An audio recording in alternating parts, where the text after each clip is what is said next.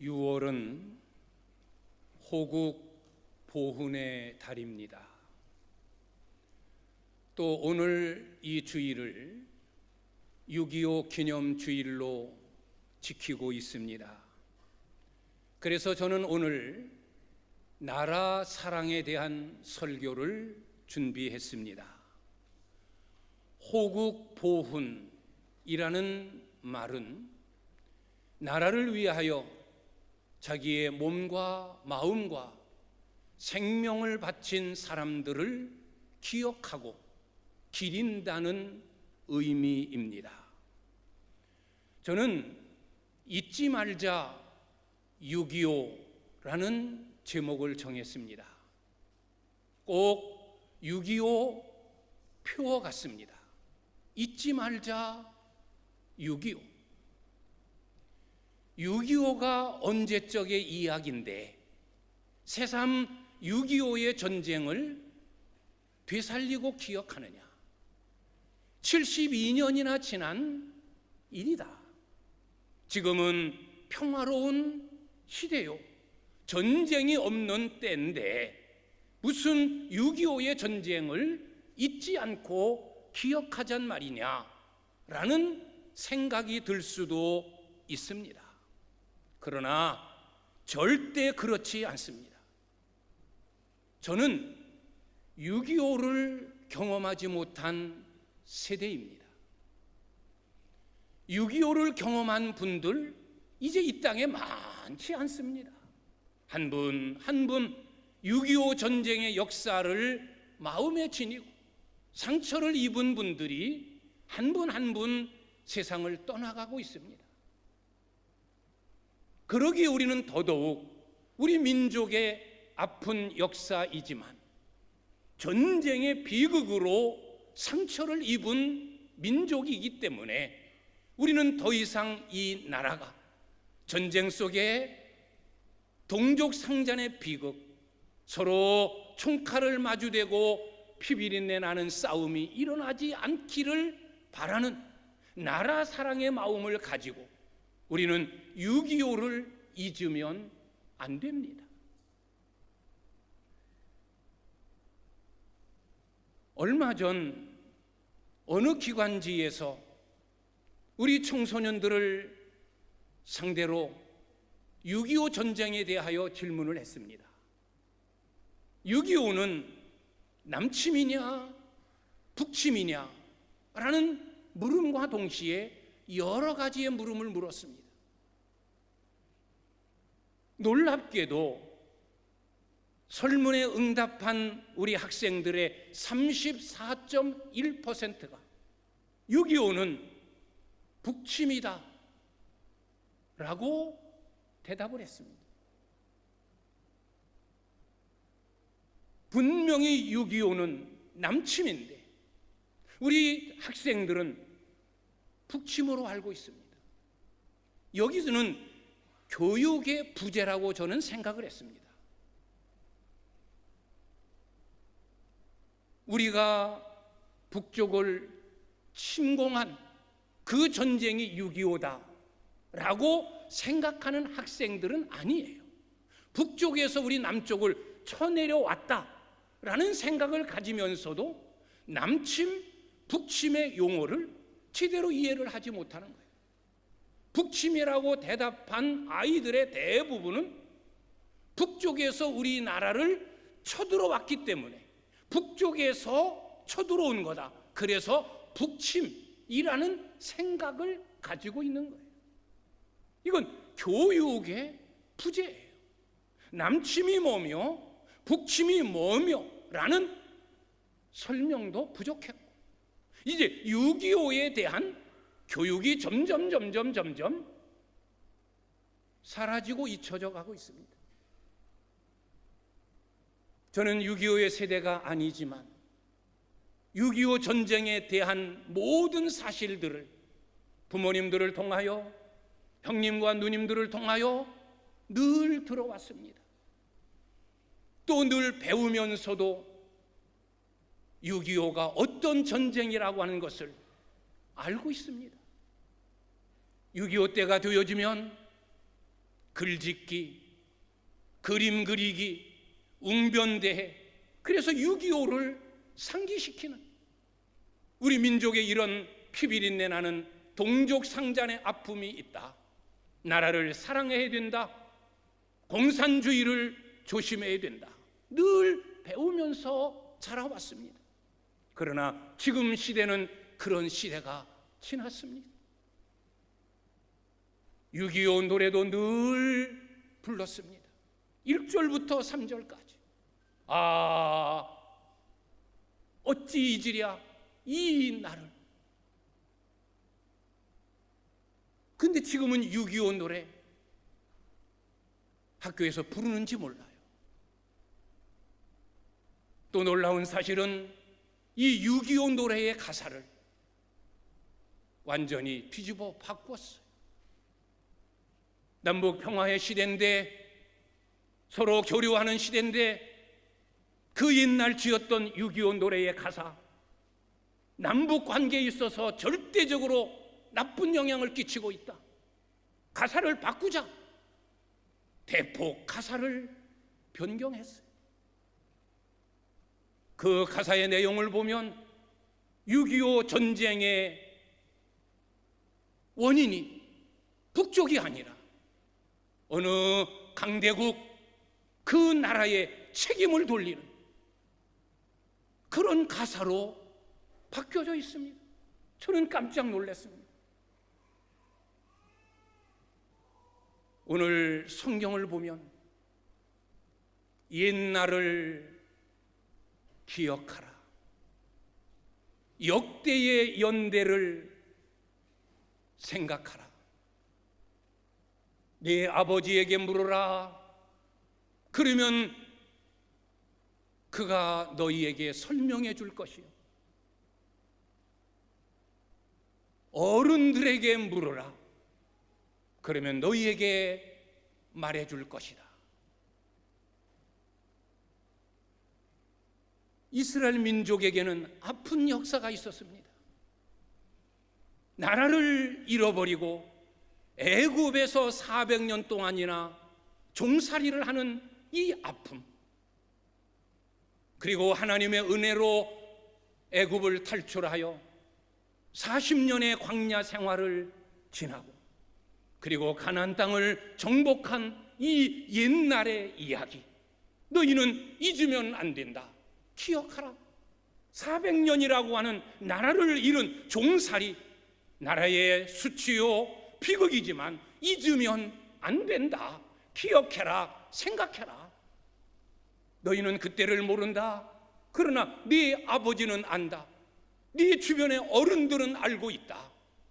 그 역대의 연대를 기억하고 생각하고 잊으면 안 된다. 하나님이 어떻게 이스라엘 백성들을 종되었던 땅에서 인도해 내시고, 그 힘들고 어려운 땅 광야 40년의 생활을 하나님이 어떤 은혜를 베푸시며 인도하셨고, 가나안 땅을 어떻게 정복하여 내 땅으로, 축복의 땅으로 받아들였는지 너희는 알아야 된다. 옛날 일이라고, 수백 년 수천 년 전의 일이라고 그걸 잊어버리면 안 된다. 기억하고 있어라. 생각해야 된다. 그래서 이스라엘 백성들은 아직도, 지금도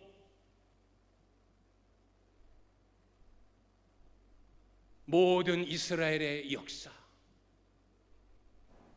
다 자녀들에게 가르치고 또 가르치고 또 교육합니다. 저는 이스라엘을 몇 번 방문해 보았습니다.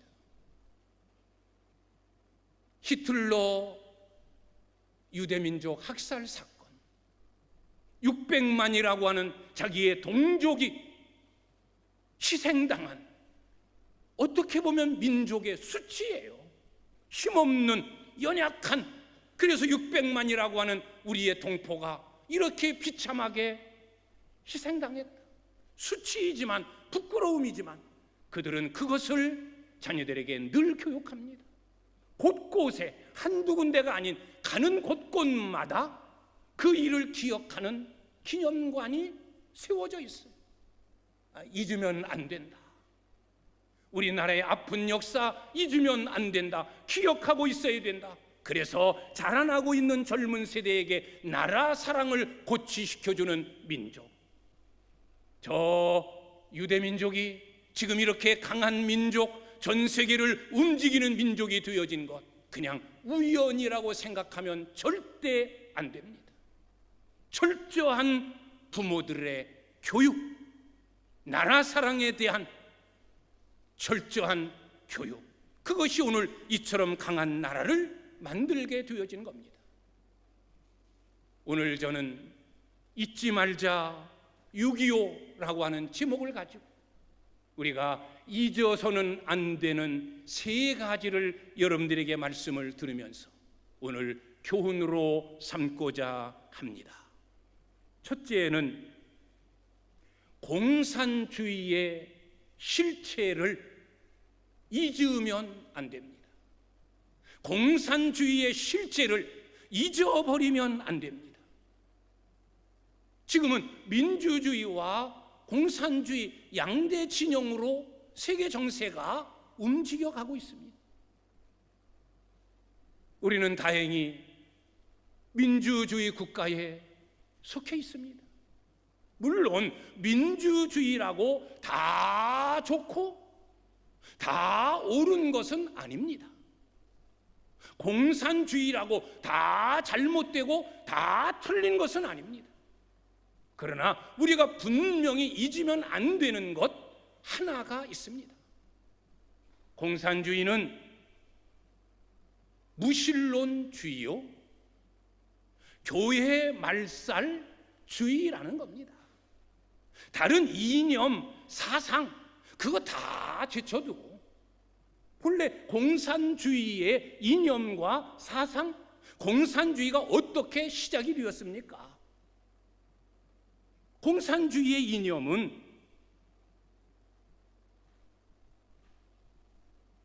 공동재산 소유예요. 사적인 재산을 허용하지 않아요. 모든 재산은 공동으로 소유하여 똑같이 분배하자. 얼마나 좋은 이론입니까? 무계급주의, 계급이 있어서는 안 된다.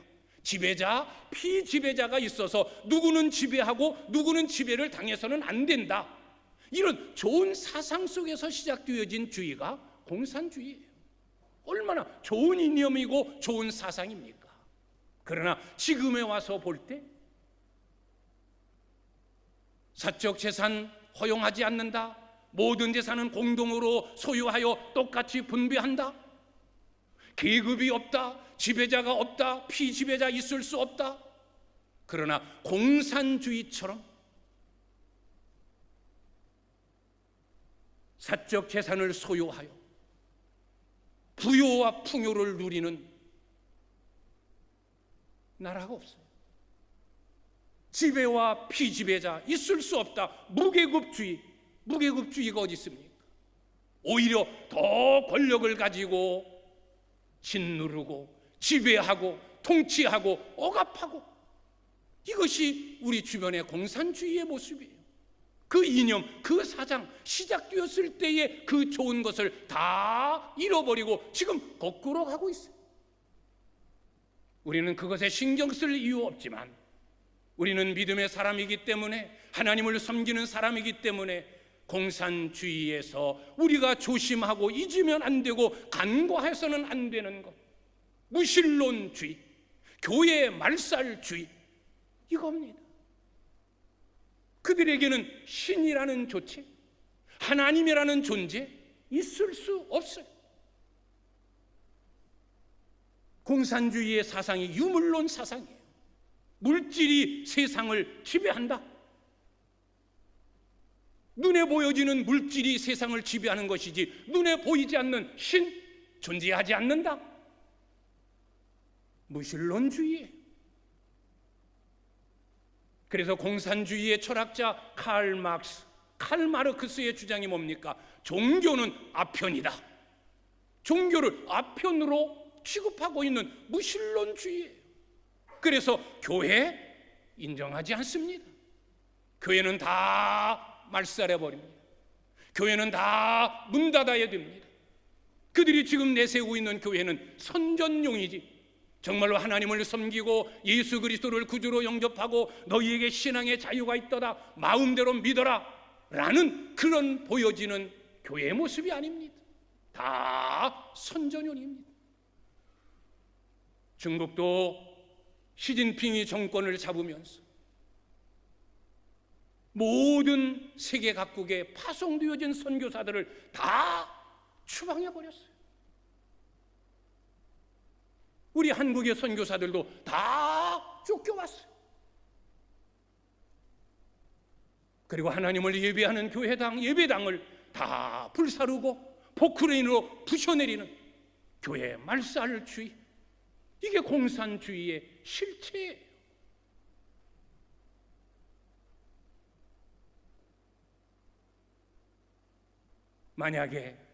만약에입니다, 적화 통일이 이루어졌다 그러면 숙청 대상의 1호는 교회예요. 저와 여러분, 우리 믿음의 길을 가는, 하나님을 섬기는 그리스도인들이에요. 목사, 장로, 그리스도인들 숙청 대상의 1호가 교회예요. 왜? 그들은 교회를 인정할 수 없으니까. 하나님을 절대 인정할 수 없으니까. 무신론주의요, 교회 말살 정책, 그것이 그들의 모토이기 때문에 그렇습니다. 여러분, 만약에 우리나라가 공산화가 되어졌다라고 생각해 보십시오. 공산 치하에서 신앙을 지키고 믿음을 지킬 수 있는 사람이 얼마나 되겠다라고 생각을 하십니까? 여러분들은 어떻습니까? 우리가 공산 치하에 억압을 당하고 교회에 나가면 죽인다, 예수 믿으면 숙청 대상 1호다 라고 선언했을 때 여러분들은 교회 나오시겠습니까? 하나님을 섬기고 예수 그리스도를 믿으시겠습니까?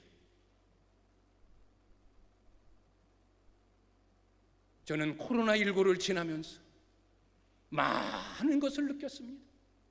가슴이 찢어지는 듯한 아픔을 경험한 자가 저입니다. 물론 여러분들도 동일할 겁니다. 그 전염병 때문에 나라에서 교회 가면 안 된다, 코로나19의 온상기다 라고 말할 때 교회는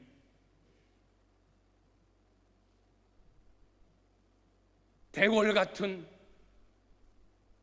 5,000평 만평의 예배당이 그 안에 19명밖에 예배하지 못하는, 다 어디 갔냐는 말입니까? 물론 집에서 신앙을 지키지, 물론 집에서 신앙을 지키고 기도하고 예배한 자들이 많습니다만 안타깝게도 코로나19를 지나면서 교회는 반토막 났습니다. 교회 학교는 완전히 피폐화되어져 버렸습니다. 코로나19의 이 어려움을 지나면서도 이랬는데, 만약에 이 나라가 공산 치하의 억압을 받고 우리 종교의 탄압을 받을 때 과연 믿음을 지키며 나는 죽어도 예수 믿겠다라고 할 수 있는 사람이 얼마나 되느냐라는 겁니다. 특별히 젊은 세대는 더 그렇습니다. 우리는 공산주의의 실체를 알아야 됩니다. 다 공산주의의 사상이나 이념이 나쁜 것은 아니지만 우리가 공산주의를 경계하고 조심해야 되는 것 중에 하나가 무신론주의, 그리고 교회의 말살주의. 공산화가 되어지면 나는 믿음 잃어버린다, 하나님 잊어버린다, 나는 구원에서 제외되어진다, 교회는 없어진다. 우리는 쉽게 단순히 그렇게 생각할 때 공산주의는 무서운 겁니다. 공산주의의 실체를 우리는 잊어버리면 안 됩니다. 두 번째, 우리가 잊으면 안 되는 것, 은혜를 잊으면 안 됩니다. 은혜를 잊으면 안 됩니다. 오늘 말씀을 다 읽지는 아니했지만 옛날을 기억하라, 역대의 연대를 생각하라, 네 아버지에게 물어봐라, 네 어른들에게 물어봐라, 라고 하는 이 내용이 뭡니까? 하나님이 이 나라 인민족에, 이스라엘 히브리 민족에 어떻게 역사하셨는지 너희의 아버지가, 너희의 조상들이 다 말해줄 거다. 어떻게 애굽에서 나왔으며, 어떻게 광야 40년의 생활을 지냈으며, 광야 40년 동안 어떤 일이 일어났으며 다 너희에게 말해줄 것인데, 그 내용은 다른 것 아닙니다. 하나님이 함께 하시고 하나님이 은혜를 베풀어 주셨다. 하나님의 은혜가 아니고서는 어떻게 400년 동안 종살이하던 그 나라에서 자유함을 얻을 수 있었겠느냐? 어떻게 홍해를 건널 수 있었겠으며, 어떻게 광야 40년의 생활을 버틸 수 있었겠느냐? 하나님의 은혜였다. 하나님의 은혜였다. 이걸 상기시키고자 함입니다. 하나님의 은혜를 잊으면 안 된다. 하나님의 은혜를 생각해야 된다. 우리가 6.25 전쟁 잊지 말자. 뭘 6.25 전쟁에 대하여 잊지 말아야 될 것이 뭐냐? 6.25 전쟁이 6월 25일 날 일어났다. 그것 잊지 말자는 게 아닙니다. 이 민족, 이 나라 가운데 함께 하시며 은혜를 베푸시고 복 주신 하나님의 은혜를 잊지 말자는 겁니다. 하나님의 은혜를 잊으면 안 됩니다. 6.25 전쟁의 짧은 3년 동안의 역사 가운데 하나님이 얼마나 역사하셨는지 그 비하인드 스토리를 살펴보면 미스터리한 일들이 너무 많은 거예요. 전쟁이 일어난 지 3일 만에 수도 서울이 함락되었어요. 40일이 채 되기도 전에 낙동강 전선까지 다 함락이 되었어요. 풍전등화예요.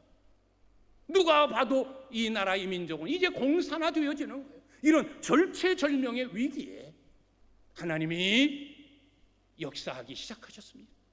하나님이 이 나라에 은혜를 베풀고자 하나님이 손을 들고 하나님이 일어나셨습니다.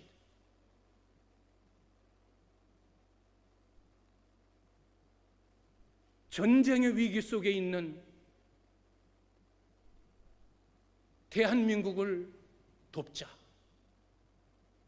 그래서 UN 안보리가 열립니다. 상임이사국 5개 나라, 비상임이사국 6개 나라. 그런데 안보리의 결의는 상임이사국 5개 나라 중에 어느 한 나라만 반대해도 그건 결의 될 수가 없는 거예요.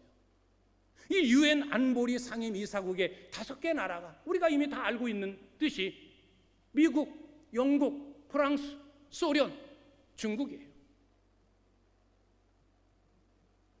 이 UN 안보리가 열려서 파병을 결정하는 거예요. 대한민국에 병력을 투입해서 전쟁을 돕자. 그런데 북한의 배후에 있는 소련, 김일성이가 소련의 지시를 받고 전쟁을 일으킨 것 아닙니까? 배후에는 소련이 있어요. 상임이사국 가운데 소련이 있어요. 소련이 파병에 찬성할 이유가 없습니다. 찬성할 리 만무입니다. 그런데 UN 안보리가 열리는 그때 이상하게도 무슨 일인지는 몰라도 숨겨진 미스터리지만 이 소련이 불참했어요. 참석을 하지 않았어요.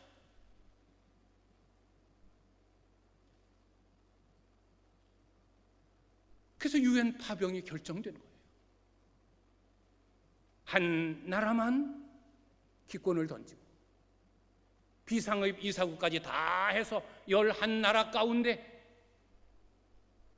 소련 불참, 한 나라 기권, 나머지 나라 다 찬성. 그래서 파병이 결정되어지는 겁니다. 이걸 어찌 우연이라 하겠습니까? 세상 역사는 미스터리한 일이다. 참으로 이상한 일이다. 어떻게 이런 일이 일어날 수 있을까라고 하지만 우리 믿음의 차원에서 볼 때는 하나님이 역사하신 겁니다. 절체절명의 위기에 있는 나라와 민족을 위해 기도하자. 믿음의 대통령인 이스만 대통령이 기도를 선포하고 온 그리스도인들이 기도하기 시작했습니다. 그 기도에 하나님이 응답하시고 하나님이 은혜를 부어주신 거예요. 이건 우연의 역사가 아니에요. 하나님의 은혜입니다. 이제 파병이 결정되어집니다. 대한민국을 돕자. 참여한 나라가 67개국입니다. 그 당시 독립국으로 존재했던 나라들이 93개국이에요. 세계 93개국 중에서 67개국이 대한민국을 돕자. 어떻게 93개국 중에서 67개국이 대한민국을 돕자라고 동참을 할 수 있습니까? 이것도 우연이라고 생각하십니까? 아닙니다. 역시 하나님의 은혜예요. 이 시간 다 설명할 수 없어요. 인천 상륙작전 속에서 벌어지는 그 배후에 있었던 수많은 사건들, 하나님께서 고비 하나하나를 은혜로 넘게 하시는 이 모든 과정을 어찌 다 설명합니까? 하나님이 역사하셨어요. 하나님의 은혜예요. 전쟁으로 인하여 이 땅은 완전히 폐허가 되었습니다. 그런데 지금 이 나라 경제 대국이 되어졌습니다. 이것도 역시 불가사의한 일이라는 거예요. 어떻게 전쟁의 폐허 속에 있었던 대한민국 저 나라가 아직도 두동강에 나가서 반쪽밖에 되지 않는 저 나라가, 특별한 자원도 없는 저 연약한 나라가 어떻게 이렇게 세계 강국을 이룰 수 있었을까? 불가사의한 일이다. 불가사의한 일이 아니에요. 늘 불철주야 나라와 민족을 위하여 기도하는 교회가 있었고 온 성도들이 있었고 저와 여러분이 있었기 때문이요, 그 기도에 응답하신 하나님의 은혜인 줄 믿습니다. 우리는 하나님의 은혜를 잊어버리면 안 돼요. 오늘 말씀을 읽지 아니했지만 오늘 말씀의 내용이 그거예요. 하나님이 이렇게 우리 히브리 민족, 우리 이스라엘 백성들에게 역사하셨다. 하나님의 은혜다. 잊어버리면 안 된다. 늘 생각해야 된다. 그 은혜를 잊어버리면 하나님이 분노하시고 하나님이 진노하신다. 은혜를 잊어버리면 이 나라는 망한다. 이것이 오늘 우리가 본문으로 삼은 말씀이에요. 우리도 역시 마찬가지예요. 이 하나님의 은혜를 잊으면 안 돼요.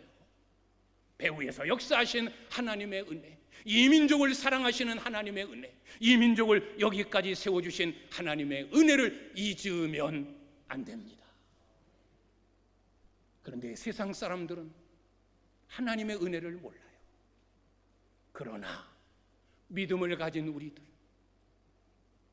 우리들만이라도 이 민족이 여기까지 이르게 된 것 하나님의 은혜라는 사실을 잊지 말고 하나님 앞에 감사하는 여러분들이 되시기를 주님의 이름으로 축원합니다. 두 번째로 잊지 말아야 될 것은 많은 희생자들의 은혜를 잊으면 안 돼요. 6.25 전쟁에 참여하여 이 나라를 구하겠노라고 생명을 잃어버려 많은 희생자들 잊을 수 없어요. 그 은혜를 잊으면 안 돼요. 6.25 전쟁으로 인하여 죽은 사망자가 13만 8천 명, 부상자가 45만 명, 실종 포로가 3만 2천 명. 그들이 왜 죽었습니까? 그들이 왜 희생을 당했습니까? 부모를 잃어버리고 왜 그 가족들이 힘들게 고생을 해야 했습니까? 이 나라를 지키고자, 이 나라 때문에, 이 나라가 여기까지 이르게 되어진 것, 첫째는 하나님의 은혜요, 두 번째는 그들의 희생이 있었기 때문임을 우리는 잊으면 안 돼요. 잊지 말자. 6.25 이 사람들의 은혜를 우리는 잊어버리면 안 돼요.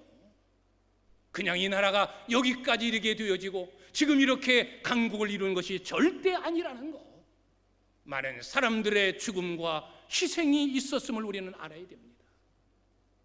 우리가 6월이 되어지면 자주 떠오르는 단어들, 순국선열, 호국영령. 순국선열은 일제강점기 시대 때 나라와 민족을 찾고자 목숨을 잃고 옥사하고 병사한 그들이 순국열사예요. 호국영령, 나라와 민족을 지키고자 자기의 생명을 버린 사람들의 영혼. 물론 순국성열, 호국영령, 그들에 대한 묵념, 이건 우상숭배입니다. 우리는 조심해야 됩니다. 왜? 영혼을 기리는 거기 때문에. 우리는 죽은 영혼에 대하여 그를 기리고 그를 찬양하고, 이건 계명에 어긋나는 우상숭배예요. 그러나 우리는 순국선열, 호국영령들의 그 희생정신, 나라 사랑하는 그 마음을 잊으면 안 된다는 거예요. 꼭 엎드려 절하고 묵념하고 그 영혼을 기려야만 되는 것이 아니라, 그 영혼을 기리는 것이 아니라 그들의 희생, 그들의 죽음, 그 반석 위에 세워진 이 나라, 우리는 그들의 고마움을 잊으면 안 된다는 거예요.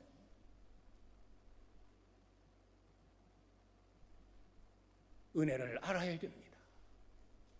은혜를 안다는 것은 고마운 마음을 갖는 거예요. 아, 이 나라가 여기까지 이르기까지는 그들의 희생, 그들의 죽음, 그들의 나라 사랑이 있었다. 우리도 그 정신을 계승해서 이 나라와 이 민족을 발전시키자, 사랑하자, 이런 마음을 갖는 거예요. 은혜를 잊지 말고 고마움을 알아야 돼요.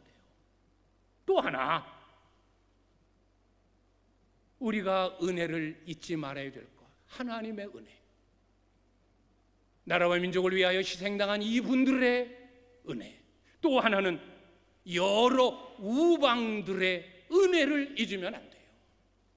아까도 얘기했지만 67개국 UN 파병 결정에 의하여 전투 병력을 지원한 나라가 16개국입니다. 뭐 시간상 다 그 나라를 열거할 필요는 없고, 전투 병력을 파병한 나라 16개국, 의료 지원을 한 나라 5개국, 물자 지원으로 도와준 나라가 39개국, 그리고 전쟁이 끝난 후에 전쟁 복구 지원으로 함께 참여한 나라가 7개국. 그래서 67개국이 이 나라에 도움을 주었어요. 특히 전투병력을 지원한 나라들 16개국, 16개국에서 전투병력을 지원한 인원이 34만 1000명입니다. 이 34만 1000명 중에 미국이 30만 2000명이에요. 우리가 미국을 우방이다 라고 말하는 이유 중에 하나가 그거예요. 34만 전투병력을 지원했는데 16나라가, 그 중에 미국이 30만 2000명. 뭐 다 지들 나라 이익을 위해서 그렇지, 우리 그렇게만 치부하면 안 돼요. 지들 나라의 유익을 위해서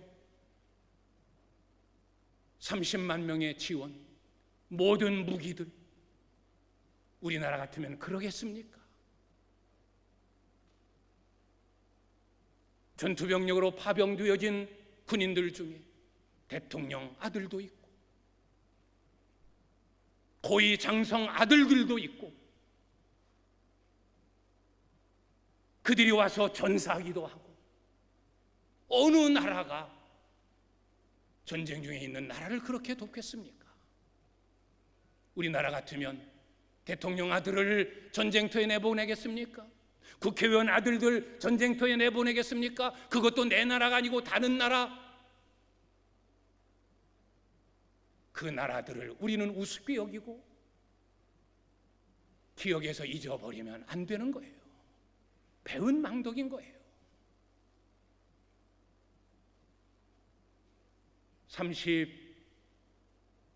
30만 미군 지원 병력 중에서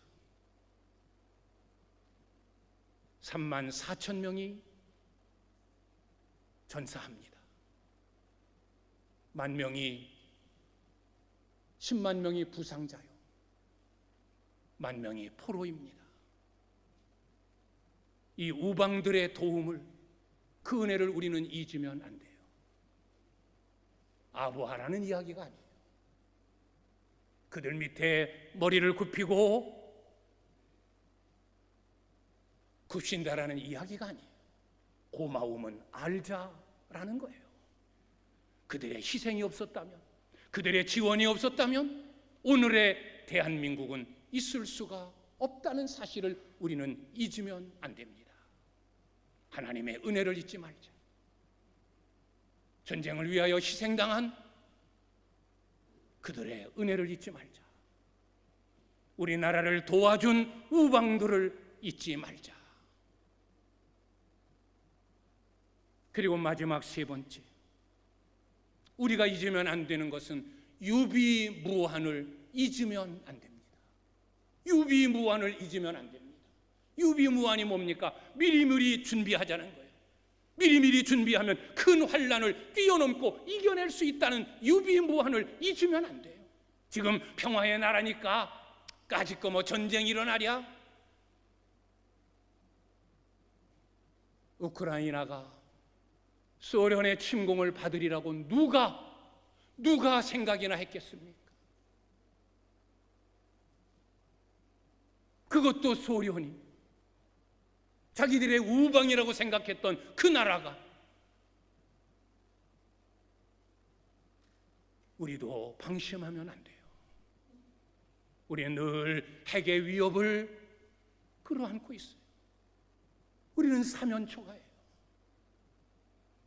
우리가 유비무환을 잊어버리면 안 돼요. 유비무환의 정신은 무장이에요. 무장해야 돼요. 첫째는 신앙적인 무장. 늘 나라와 민족을 위해서 하나님께 기도하는, 오늘 우리가 성시교독을 통해서도 나라의 힘, 나라의 안전, 나라의 평화, 군사력이 있는 게 아니다. 정치력이 있는 게 아니다. 하나님이 도와주지 않으면 안 된다. 하나님 손에 있다. 우리는 늘 이 나라의 민족을 위하여 하나님께 기도해야 돼요. 다시는 6.25와 같은 그런 비극적인 역사가 없도록